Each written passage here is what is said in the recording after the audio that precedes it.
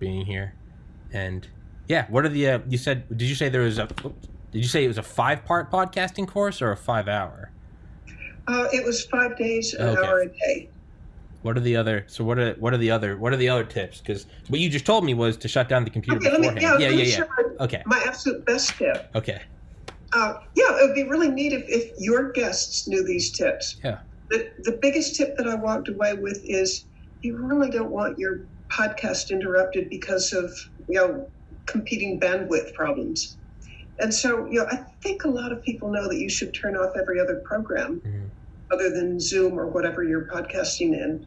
But the bigger one is, it's also a really good idea to shut your computer completely down as an off and then turn it back on again. Okay, now why? And the answer is almost every program that you use has a little bit of a ghost of memory in it.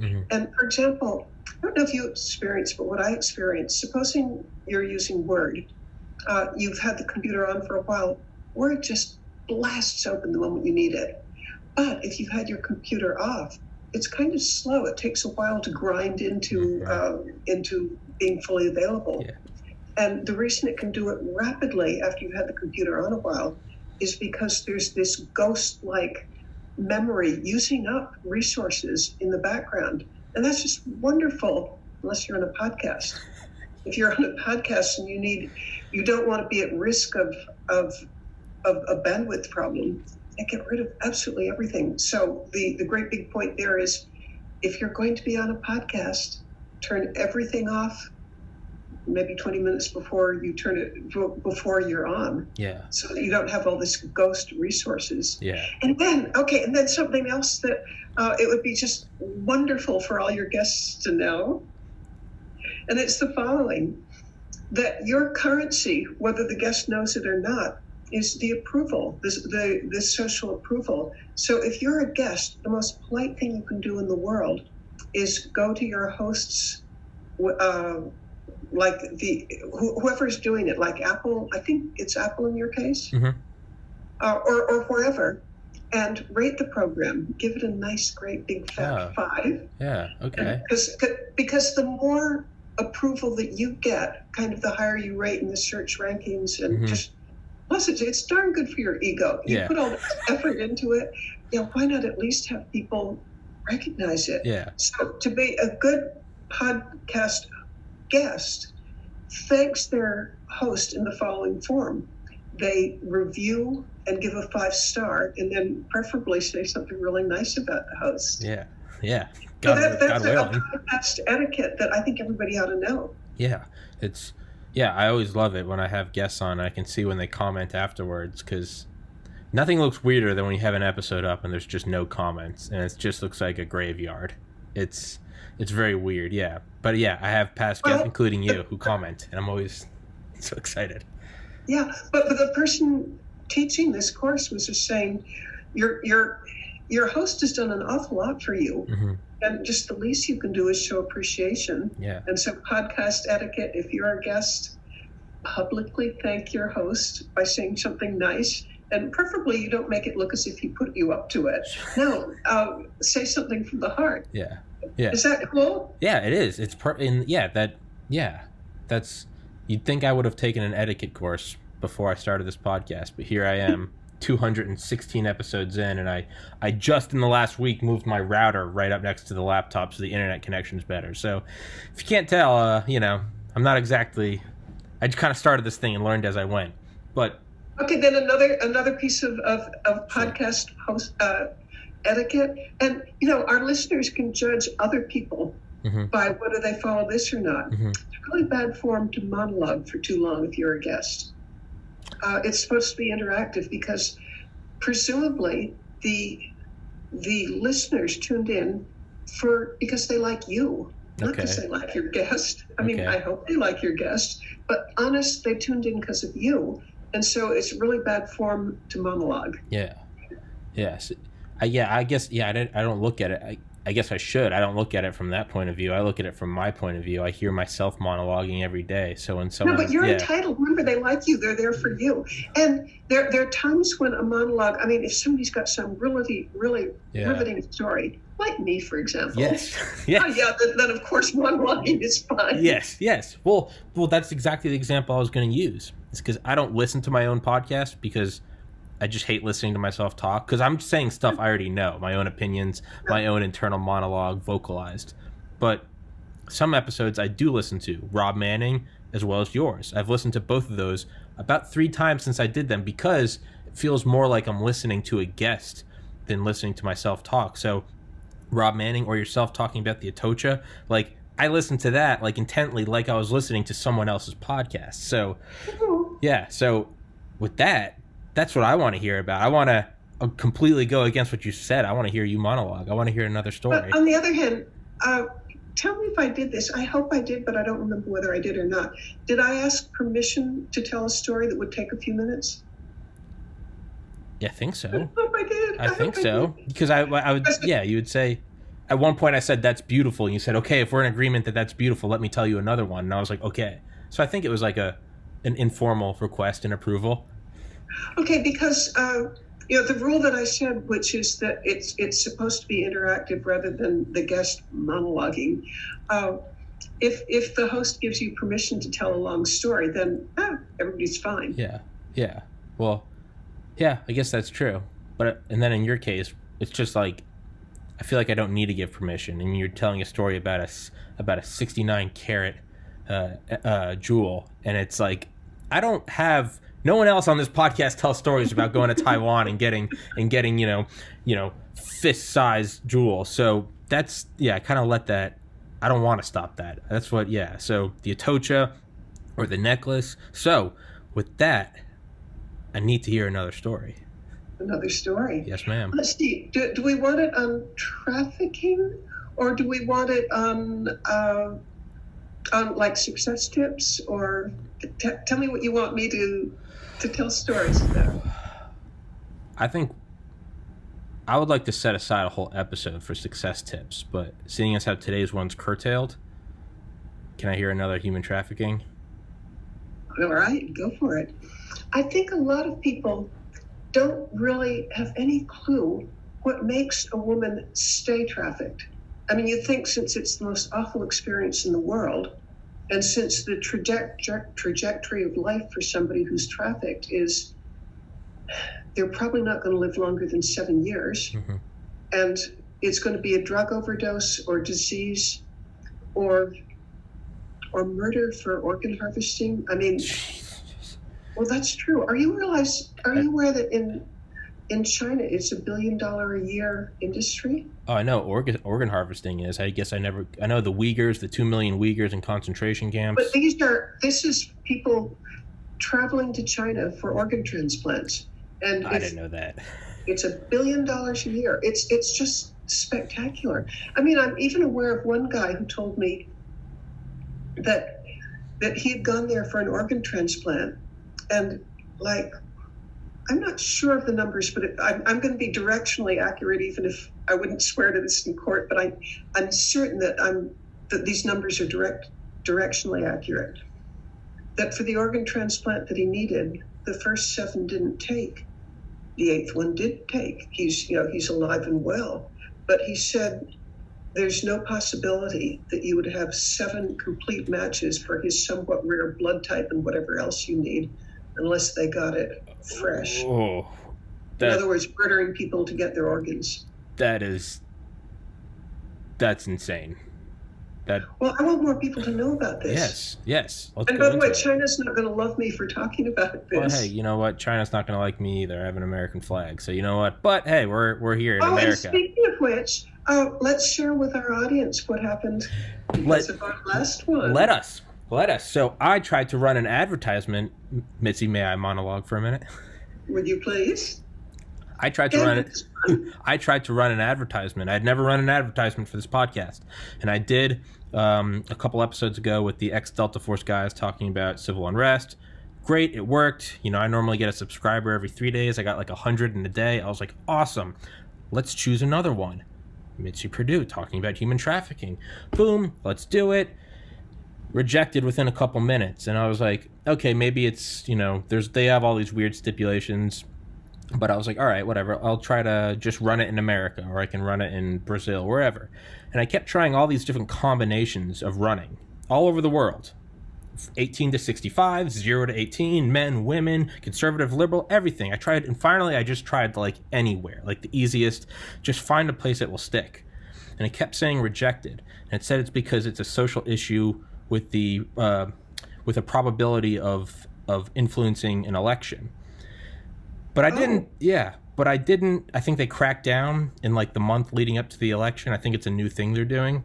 But we didn't say anything. I mean, No, we didn't. Do my best not to get political because I want everybody to love me rather than right? immediately have half the audience hate me. Yeah. Well, I know. So I avoided that too, that episode. But what made me think, one, that's not political. But two, I just had an episode with a bunch of right-leaning Delta Force guys, and they let that one run no problem. So I was like, okay, maybe something's messed up, whatever. Maybe I'll switch around the wording of it, And it kept saying, rejected, this is a social issue or this is a political issue. And I kept thinking, what is political about raising money for human trafficking?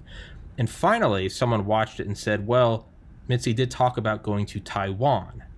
And China doesn't even recognize Taiwan. If everyone listening remembers in January when the WHO was talking about responses all over the world, the anchor asked about China, this is what China did, blah, blah, blah, blah, blah. What about Taiwan? And the guy walks away.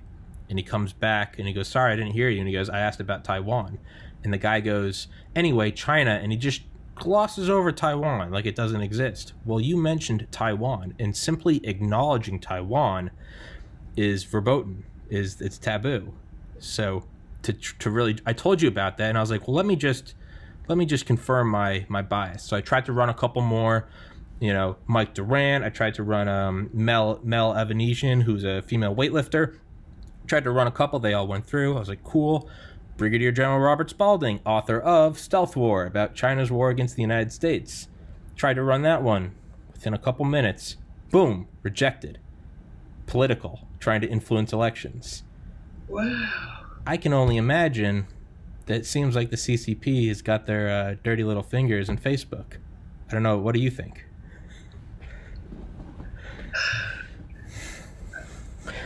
And boy, now it's going to get political. Well, now, yeah. Well, no, we can steer clear. I'll let you guide the conversation. I don't. Well, we've mentioned Taiwan already. Well, we're already there, so probably already blocked. Yeah. Well, we're already shadow banned in China, so I just accept that as a fact. Okay, maybe I won't go into. I'm going to say this jokingly, but it's a joke that I'm fond of. You, Tommy Carrigan, are speaking to, drum roll, a certified professional conspiracy theoretician. I didn't know that. I love you even more. Okay, well, now let me tell you how I got that title. Okay. I gave myself the certification. I gave myself a little test and certified myself. And then for professional, I paid myself $1.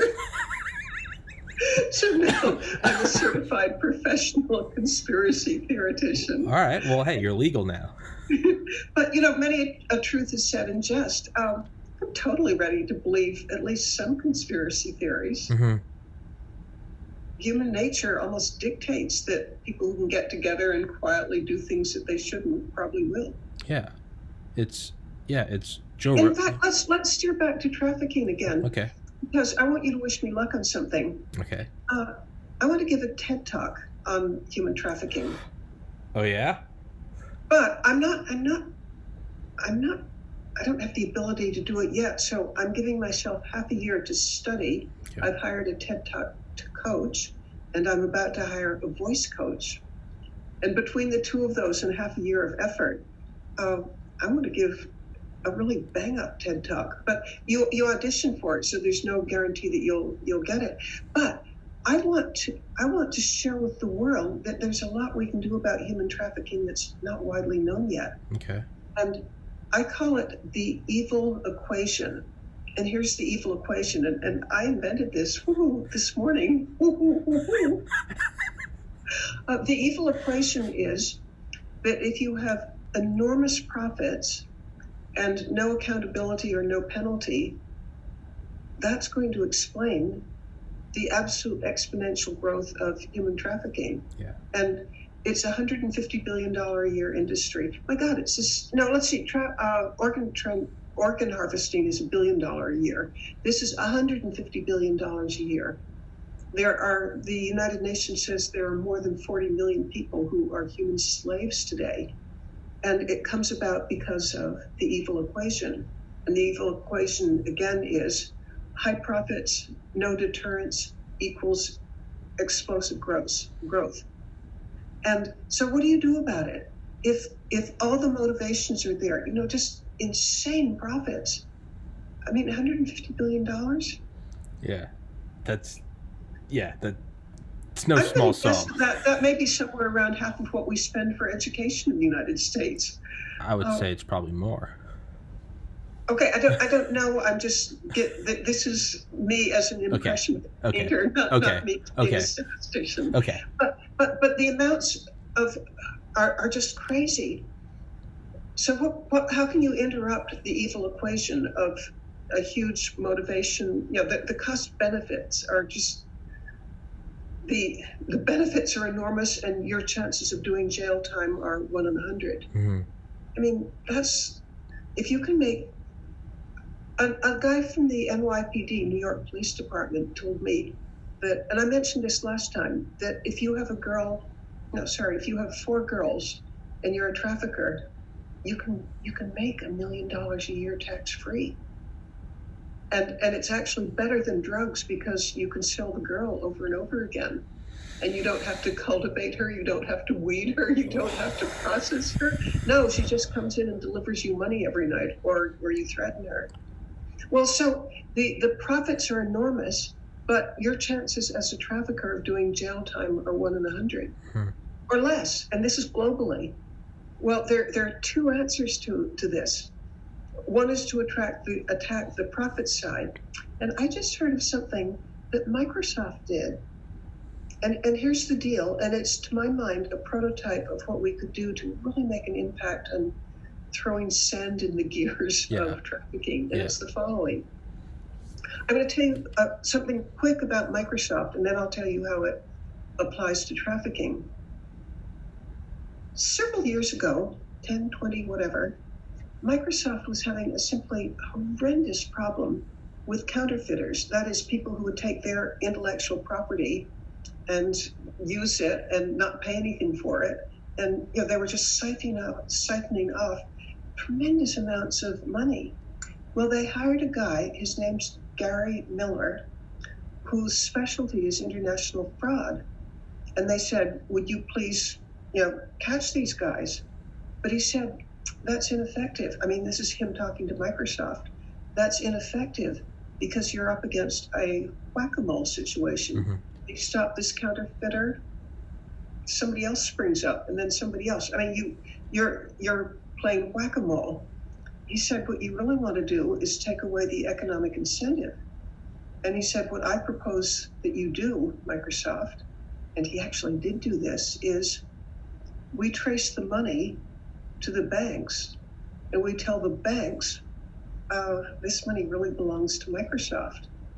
So the counterfeiter has been spending vast amounts of energy and effort making money, but once it's in the bank, it's illegal money. Yeah. And Gary Miller's approach is, I think if I can remember it right, it's freeze, seize, and there's some third part that I can't remember. But what he would do is, whenever somebody was making money off of counterfeiting, he'd find their banks. He'd show the bank the records showing that basically this is illegal money, mm-hmm. and he'd give the bank a choice. The choice is, we would like you to return this money to Microsoft, and we can absolutely prove it. And I don't know the legality of it, but Gary is a lawyer, so I presume that everything was in the up and up. Yeah. Anyway, he'd go to the bank and he'd say, here's the evidence we have against you that this money really belongs to Microsoft. And you have a choice. We will name and shame you, or help Microsoft in this problem. Yeah. Well, Microsoft has said that this was the most effective anti-counterfeiting program that they had ever had. Okay. Because what you do is, why are the counterfeiters doing it? They're doing it to make money. You make it so that they're not making money, and their motivation is gone.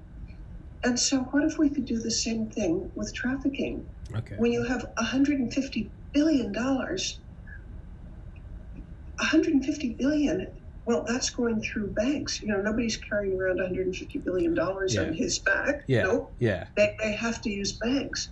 And this is somewhat recent, but our ability to track things in the dark web and to find people, it's military grade skills that are available in the hands of these international fraud detector people. Yeah. And what if we could do the same thing for trafficking? Just interfere with the profit motive by, you've made your $1 million in New York, and you can't spend $1 million easily unless you're in some way banked. Yeah.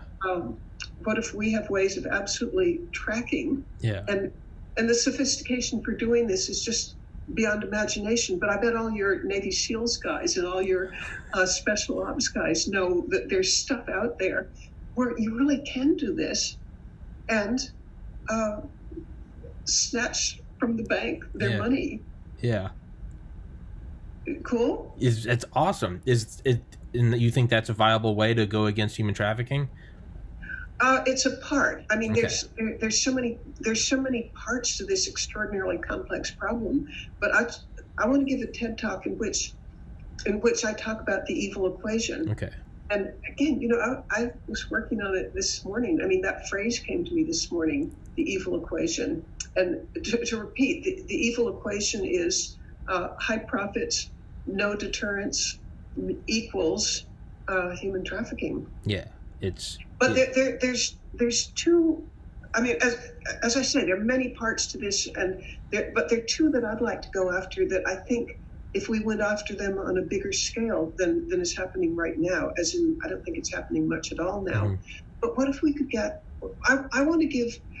Oh, forgive me for being presumptuous, but why not think big? I mean, Frank Perdue used to say, "Go big or go home." Yeah. So here's my big thinking. What if with half a year of coaching and half a year of voice training and research and reaching out to every expert that I can to get the most current, fabulous information, maybe some great stories that would go with it, what if I could give a talk that, this is the think big or go home, or go big or go home, what if it could be viral? What if people would sort of rise up and demand that we do more of this? It could make a dent. It absolutely could. And there's more to it, and you're hearing me just at the beginning of this journey. Sure. But the second part to what I want to do is, the first part is interfere with the profits, and that's this business of seize and freeze, or maybe it's freeze and seize. Freeze, yeah. But in any case, get the banks to return the profits. Yeah. Because, by the way, banks. It's my understanding that banks, how about it's not my understanding, it's my certainty, they really care about their reputation. Yeah. If somebody has the capability of making them have a reputational hit, they're going to avoid that. Yeah. So this is a powerful tool, and it's going to need a lot of refining. And as I said, I'm giving myself half a year to try to get this polished and in the best shape it can be. But the second part of the talk would be, we've got the interfering with the profit part, but what about the penalty part? And the penalty part, and now we're circling back to Taiwan. As far as I can tell, Taiwan seems to be doing the best in the world at the penalty part for it. Because in Taiwan, you can't threaten the girl that you're going to disfigure her or kill her baby brother or whatever if she testifies, because she and her baby brother and anybody who's at risk is in the equivalent of a safe house. Okay. And that means that Taiwan, and again, this is as far as I can tell, I'm ready to be fact-checked on this, but it seems as if Taiwan may have the best arrest and conviction and incarceration rate for traffickers in the world. Really? Yeah, because they, from the head of the country, down to, how about the taxpayer, they're all willing to support spending the money to make it possible for the witnesses to testify. And that's the missing link. In most of the rest of the world, witnesses are just terrified to testify. But Taiwan has figured out a way around this. And again, if I could have this TED Talk, like spread, I would love to influence people just to demand that you attack the two sides of the evil equation. I think either before or after, we need to find a way to get you, we said it last time, to get you on Joe Rogan. I don't think he's ever done a human trafficking episode. Well, do you know, by the time my voice coach, whom I don't have yet, I'm looking for one, and by the time my TED Talk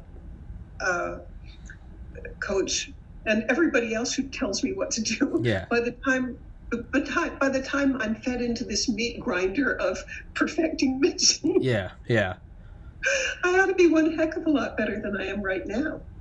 Nonsense. I think you're great now. But polish it, fine tune it. I think it will work. Back to what you said, if it's $150 billion industry, you're going to be going up against, we talked about last time, but they might not do outright, try to, like you said, that guy said, what if they kill you? You said, I'm 78 years old. I believe in this cause. I don't care. Do you think that there may be... Now I'm a year older and I care even less. So. Exactly. But... it occurred to me in a moment of, caffeine-fueled enthusiasm that, would I give my life to... I'd give my life for my country. Would I give my life for 40 million people who are, in effect, being tortured? Yeah. Oh, I would. Yeah. That would make a meaningful life for me. Yeah. If you can find... I mean, believe me, I don't want to, but if that were the choice, I wouldn't shrink from it. Yeah. It's no, the goal isn't to have to die. It's the willingness. But no, I always love the idea in a war, you don't want to die, you want the other guy to. I want the traffickers to be in trouble. Yeah. General Patton, who's his R-rated. You don't want to be the poor to die for his country. You want to make the other guy die for his country. That's the goal. I want the traffickers in trouble, not me. Yeah. But do you think there's a way? Is there a way to get the full force? Like, why isn't this being taken on by, or if it is it being taken on secretly, like the United States or the UK, like big first world countries with massive intelligence networks? Why don't you think it's happening with them? I can speak to that because I follow that. Let's start with the United Nations. They have a goal that by 2030 that we have eliminated human trafficking. So it's a world goal. But I've talked with people at the UN who are working on this, and they say, so far, even though it's a world goal, we're not anywhere near on track. Yeah. My impression is it's a funding issue. If you're going to, if I could help raise funds for, it's a funding. Okay, now this is my subjective impression from people I've talked with, but I've talked with quite a few. And I do believe it's a funding issue, and then it's an awareness issue. And if we could do something to raise awareness, that would help the United Nations goal. As for different countries, the United States actually, our State Department is working very hard on this. It's just that the problem seems to be so intractable. I've seen the State Department reports on human trafficking, and I believe the United States government is committed to doing something about this. But I don't see it going down. In fact, I just did a story for my blog. Well, actually, I did it also for the Association of Foreign Press Correspondents. That you would think that COVID-19 would be slowing trafficking. Not so. It's growing by leaps and bounds during this period, and here's why. Trafficking flourishes when people are vulnerable, and the vulnerability. I've seen estimates that 1 billion people are economically more vulnerable than they've ever been. Mm-hmm. And it's when you have extreme economic vulnerability, or vulnerability of any sort, but let's take economic for the moment. That's the awful situation where maybe a family, I hope I'm not talking the United States. The cases where I know of this are in other countries, but perfectly well happen here. Probably here too, yeah. Parents have 5 kids. They can't feed them. They sell one to a trafficker. And that does happen.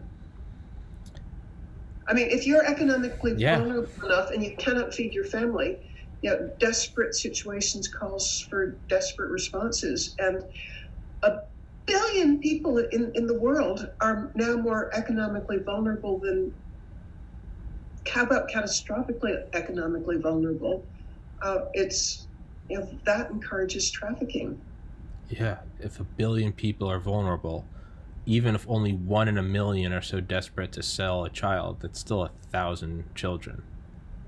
Except that I bet it's 1 in 1,000, not 1 in a million. Yeah, well then it's 1 million children. Yeah, it's. Yeah. Yeah, that. Okay, and then another side effect of the lockdowns is, in a lot of cases, children are somewhat shielded from trafficking because they're in contact with a support system like a school or the school nurses or people.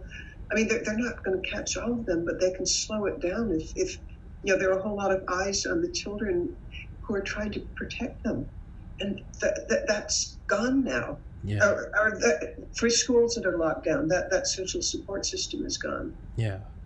I mean, the point I was trying to make was, I had hoped that COVID-19, with social distancing and fear of disease, would just squelch trafficking. Not at all.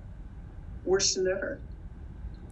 Yeah, and it's kind of a damned if you do, damned if you don't. It's, if you just wanted to take like the fail-proof approach, it would be, like putting like an RFID tracker like in a dog, so you know where it is, or your phone. But then it's, well, that enters the whole of like, what are we? So are we going to chip the human population? Isn't this George Orwell? Like, it's, what's the middle ground? In a sense, there are no easy answers. No. However, I do think that the approach of using the highest of high tech to trace money to banks, and the name and shame approach of making sure that the trafficker isn't making money out of it. The traffickers are in it for money. Yeah. And if you can interfere with the money part of it, you're ahead of the game. And by the way, the solutions that I'm suggesting, I know perfectly well that they're not perfect. Sure. I could be wrong. But anything that would slow it down, anything that would cause friction in the system, anything that would cause people to think twice before doing it, if you can slow it down, you're saving millions of people. Yeah. It's, the human ego. We often want the kill shot. How am I going to end it by midnight tonight? And it's like, well, we're probably. I want that silver bullet. Yeah, right. Well, chances are we're not going to end human trafficking by midnight. But it's kind of a weird correlation. But General James Abramson, the deputy or the head of SDI under Reagan, Star Wars, the lasers in space that would shoot down his whole thing was, I watched an interview with him last night from the 80s, and he said it doesn't happen in these grandiose leaps and bounds where all of a sudden we have the ability to shoot down Soviet missiles. He said it happens, the way he describes it, he goes, they're tiny little bricks. Maybe it's a radioactive proof microchip, maybe it's a new chemical laser, maybe it's a new radar. But he says the bricks come in, and as more bricks come in, they start to accelerate the process of bricks coming in. He goes, there's no big fantastic, we did it. He goes, one day it just you start to realize we're there. And I think that's what this approach is it's the unsexy, like, it's not a silver bullet, right? But it's going to be throw sand in the gears, slow it down. And it might take a decade to slow down. But I believe that the UN recognizes 2,000 organizations that are working on this. Yeah. And I think it would be, I've heard a guess that there are 40,000, but maybe there's 100,000 organizations working on it. I mean, who knows? But I think with so many people working on it, and the more we can cooperate, and the more we can raise awareness, in the end, I'm optimistic, but I'm not seeing silver bullets, except I think that awareness gets us farther along the road. Mm-hmm. Because when people are more aware of it, then they're going to demand more action. Yeah. And here's something that I would love, and I think I mentioned it last time, but police departments, a typical police department, I mean, not in a mega city like New York, but a typical police department, I mean, they're really stretched so thin, responding to what they've always been responding to. Mm-hmm. And this is kind of a new thing, and it takes a lot of money and a lot of skill and expertise to go through the dark web and find the traffickers, because the traffickers are just excellent at things mm-hmm. like burner phones, mm-hmm. or if dates are being made, they're not using their own phone. No, the girl is using her phone. So you can find the girl, but you don't find the trafficker. Yeah. Or the trafficker can be just extremely good at moving. And by the way, I refer to girls, but understand that this could certainly include men as well. Absolutely. But just to make it simpler, the speaking part of it, and because it is the majority are certainly girls, the trafficker will move his girl. It will depend how often, but like every week, mm-hmm. so that by the time a police department is sort of aware of a problem, somebody said, hey, look, this is very suspicious. He's moved to another state. Yeah. And to leap beyond the ability of the traffickers to hide takes money, and it takes technological expertise. So I wish that the public would demand that more resources would go to police departments specifically aimed at anti-trafficking. And boy, that's going to be a hard sell in a time of asking for police defunding, but nevertheless, it's law enforcement is the way to provide at least some deterrence to the traffickers. Because right now, as I said, less than 1 in 100 chances of paying any penalty for doing this. But if police departments had more money and therefore could deploy more resources to catching the bad guys, then you'd have a better chance of having somebody think, maybe this isn't the right career for me. I might spend 15 years in jail. Yeah. Is the move, do you put massive monetary rewards on whistleblowing and or tips that lead to a successful arrest, or even if you really want to go in, go to the old west, just go bounty hunter, put money in it, fight the evil equation with money. Be like, hey, you're part of this thing. If you blow a whistle, you can, maybe get a reduced court sentence. You get $1 million, but throw all the other guys in jail. I think that's the only way to fight money with money, or bounties. Here's a human trafficker. Someone bring us the body, dead or alive. Here's $10 million.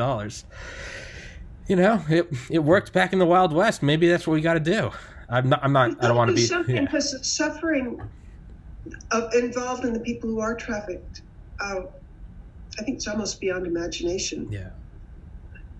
I remember telling you about what Dr. Robert Cancro, the retired head of New York University Medical Center Psychiatry Department, said. Yeah, the permanent depression. But I'll remind you, because it's still relevant, the worst depression you've ever had is something that probably has a beginning, middle, and end. Yeah. But if you're being trafficked, as long as you're being trafficked, it's that much depression, unending, until you die. Yeah.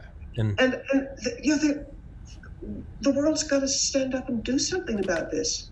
There are people suffering on a scale that's just hard to imagine. And it's also what you said that I thought that really stuck with me was the lifespan is 7 years.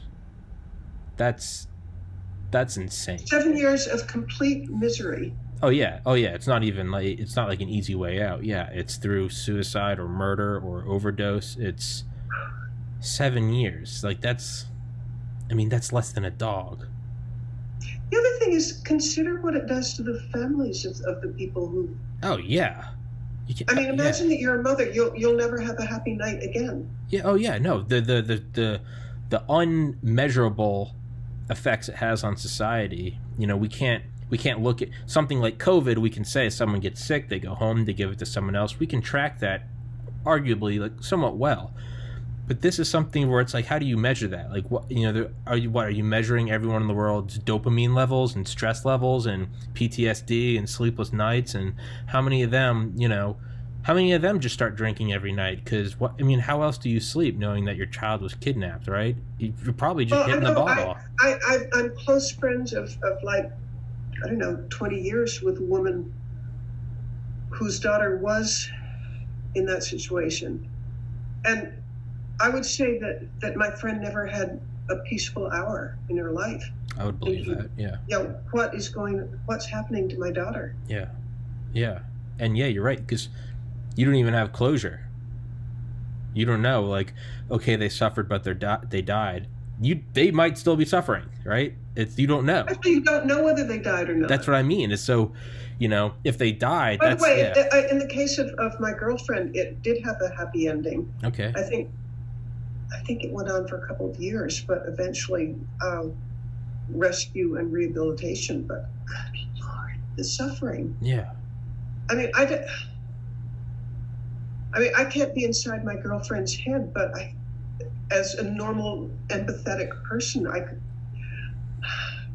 could sense that it's about as bad as you can get. Yeah, it's hell on earth. To suffer for your child. Oh. Yeah, it's hell on earth. There's no way. It's hell on earth. Yeah, I gotta wrap this one up in 2 minutes, as I said before. You keep looking at the clock. I want to send people to my website. I was about to say winthisfight.org, because I was gonna say plug it before we wrap it up. Well, please come winthisfight.org, because the program is evolving, but I would love to have you be a part of it. And I'll make a promise to you. I'll make a promise to anybody listening, which is I will never ask for 1 minute of your time more than you want to give. Okay. But people who get involved in this usually find it so satisfying and so fulfilling, and so knowing that they are decreasing misery in the world. They don't mind the work. Oh, the other thing is, I promise to anybody who chooses to volunteer, I'll do everything I can to find work that's satisfying for you. I mean, we'll explore together what your abilities and talents and creativity is, and that's what you're going to do. Yeah, and I want it to be as satisfying for you. Yes.